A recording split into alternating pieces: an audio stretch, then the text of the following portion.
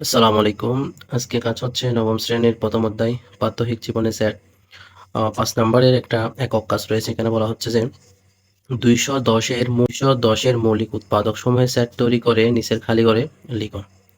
এখানে আমরা প্রথমে মৌলিক মানে হচ্ছে যে সংখ্যা শুধুমাত্র নিজে এবং এক দ্বারা অন্য কোনো উৎপাদক থাকে তাকে মৌলিক সংখ্যা বলে। সেই হিসাবে আমরা প্রথমে ২১০ এর গুণনীয়কগুলো দেখি। সেটা হবে ১, ২, ৩, ৫, ৬, ৭, ১০, ১৪, ১৫, ২১, ৩০, ৩৫, ৪২, ৭০, ১০০, ১০৫, ২১০। এগুলো হচ্ছে গুণনীয়ক। কিন্তু আমাকে উপরে বলা হয়েছে মৌলিক উৎপাদকের গুণনীয়ক।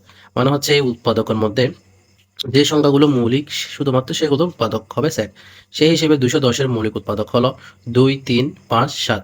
কেননা ২ হচ্ছে মৌলিক সংখ্যা, ৩ মৌলিক সংখ্যা, ৫, ৭ মৌলিক সংখ্যা। আর বাকি সবগুলো হচ্ছে যৌগিক সংখ্যা। সেই হিসেবে ২১০ এর মৌলিক উৎপাদক হবে ২, ৩, ৫, ৭। যা আমরা ২, ৩, ৫, ৭ গুণ করে কিন্তু ২১০ পাবো। যেমন ২ এর সাথে ৩ গুণ করলে ৩ দুগুণ ৬ হয়। ৬ এর সাথে ৫ গুণ করলে ৫ × ৩০ হবে। ৩০ এর সাথে ৭ গুণ করলে ৩ × ৭ = ২১, তাহলে ০, ২১০। তারপর এখানে দেওয়া আছে হচ্ছে x এর কতগুলো মান ৫, ৭, ৯, ১১, ১৩ হলে নিচে ফাঁকা ঘরগুলোতে বিলংস অথবা নট বিলংস বসাও। বিলংস মানে হচ্ছে এখানে সম্পর্ক দেখাতে বলছে। সেই হিসাবে আমরা এখানে দেখি ৯ বিলংস x, কারণ হচ্ছে x এর সাথে ৯ এর সম্পর্ক মানে হলো x এর উপাদান হচ্ছে ৯। এখানে 10 নট বিলংস x, কেননা x এর মান ১০ নয়, এখানে ১০ কোনো x এর উপাদান নয়, সেই হিসেবে নট বিলংস। এখানে হবে 3 নট বিলংস x, ৩ হচ্ছে x এর উপাদান নয়। আবার 13 বিলংস x, যেখানে x এর উপাদান হচ্ছে ১৩, সেজন্য বিলংস বলবে সম্পর্ক। তারপর কাজ হচ্ছে যে ৭ পৃষ্ঠার এখানে ২ নম্বর বলা হচ্ছে যে নিচের সেট গঠন পদ্ধতিতে লেখা সেটগুলোকে তালিকা পদ্ধতিতে প্রকাশ করো। আমরা জানি হচ্ছে সেট হচ্ছে ২ প্রকার। একটা হচ্ছে সেট গঠন পদ্ধতি আর একটা হচ্ছে তালিকা পদ্ধতি। এখানে গঠন পদ্ধতি দেওয়া আছে, আমাদেরকে তালিকা পদ্ধতিতে প্রকাশ করতে হবে। সেই হিসাবে আমরা যদি এখন সমাধান দেখি, ২ এর খ নম্বরে বলা হচ্ছে d সমান x such that x ৫ এর গুণিতক এবং ৩০ এর চেয়ে ছোট। এখানে সত্য হচ্ছে ৫ এর গুণিতক হবে এবং ৩০ এর চেয়ে ছোট হবে। ৩০ এর চেয়ে বড় কোনো সংখ্যা d এর মান হবে না। সেই হিসেবে ১ নম্বর সমাধান হবে। এখানে ১ নাম্বার সমাধান যদি আমরা যে প্রশ্নটা দেওয়া আছে আমরা সেটা লিখলাম। তারপর এখানে প্রথম আমরা হচ্ছে ৫ এর গুণিতক মানে হচ্ছে ৫ গুণ করে বাহির করা। তাহলে ৫ এর সাথে ১ গুণ করলে ৫ একে ৫ হবে। ৫ এর সাথে ২ গুণ করলে ৫ দুগুণে ১০, ৩ ১৫, ৪ গুণ করলে ২০, ৫ গুণ করলে ২৫, ৬ গুণ করলে হবে ৩০। ৫ একে ৫, ৫ দুগুণে ১০, ৩ ৫ ১৫, ৪ ৫ ২০, ৫ ৫ ২৫, ৫ ৩০। কিন্তু আমাদের এখানে ৩০ নিতে পারবো না, কেননা আমাদেরকে বলা হয়েছে সত্য হচ্ছে ৫ এর গুণিতক হবে কিন্তু ৩০ এর চেয়ে ছোট হবে। সেই হিসাবে আমরা ২৫ পর্যন্ত নিতে পারবো। সেই হিসাবে আমাদের এখানে ডি এর মান হবে ডি সমান 5, 10, 15, 20, 25। তাহলে ডি এর উপাদান সংখ্যা হবে, ডি এর সেট হবে ৫, ১০, ১৫, ২০, ২৫। তারপর আমরা এখানে ২ নম্বরে বলা হচ্ছে f সমান x such that x ৩০ এর গুণনীয়ক। গুণনীয়ক মানে হচ্ছে ৩০ কে কোন সংখ্যা দ্বারা নিঃশেষে বিভাজ্য হবে। ৩০ কে কোন সংখ্যা দ্বারা নিঃশেষে বিভাজ্য হবে, ৩০ এর সকল গুণনীয়ক হবে। প্রথমে ১, তারপর হবে ৩০, মানে ১ দ্বারা ৩০ কে একবার যায়। ২ দ্বারা ১৫ কে ১৫ এর মধ্যে ২ বার ফেললে ৩০ হবে। তারপর ৩ এর মাথা ১৫ ১০ বার ফেললে ৩০ হবে।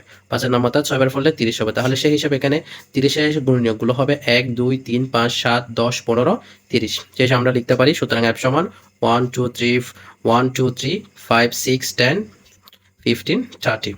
তারপর আমাদের এখানে ঘ নম্বর কাজটা, এখানে ঘ নম্বরে বলা হচ্ছে জি সমান x such that x ধনাত্মক পূর্ণ সংখ্যা এবং s স্কয়ার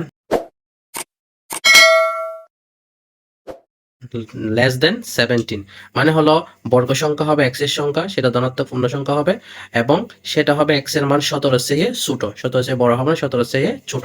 তাহলে আমরা যদি দেখি প্রথমে আমাদেরকে ধরতে হবে, ধরি x সমান 1, 2, 3, 4, 5 হবে। তাহলে x সমান 1 হলে s স্কয়ার সমান 1 স্কয়ার সমান 1। এভাবে x সমান 2 হলে s স্কয়ার সমান 2, 2 স্কয়ার তাহলে 4 হয়। আবার x সমান 3 হলে s স্কয়ার সমান 3 স্কয়ার থাকলে 9 হয়। তারপরে x সমান 4 হলে s স্কয়ার সমান 4 স্কয়ার হবে 16। তারপর আমরা যদি x সমান 5 সমান ধরি, x সমান 5 হলে s square equal 5 square equal 25, যা হচ্ছে 17 এর চেয়ে বড়। সেই হিসাবে আমরা 17 এর চেয়ে যদি বড় হলে আমরা সেটা নিতে পারবো। আমাদেরকে বলা হয়েছে 17 এর চেয়ে ছোট সংখ্যা নিতে হবে। সেই হিসাবে আমাদের উপাদান হবে 1, 2, 3, 4, 5 হবে না। সেই হিসাবে এখানে যে সময় উত্তর হবে 1, 2, 3, 4, 1, 2, 3, 4।